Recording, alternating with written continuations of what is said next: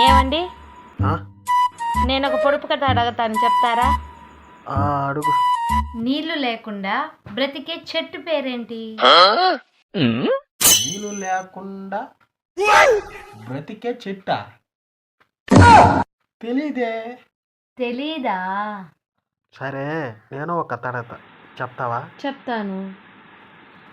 మగాడి రక్తం తాగి జీవించే జీవేది? రక్తం తాగే జీవి అంటే దోమ. కాదు. ఇంకేంటబ్బా? సరే, ఆ కథ వాళ్ళు చెప్తారు కానీ సిరి వేసిన పొడుపు కథని మీరు కామెంట్లో చెప్పండి. సరే, చెప్పేదా? ఫీల్ అవ్వకూడదు. మగాడి రక్తాన్ని పీల్చి తాగేదే భార్య. భార్య. Subscribe please.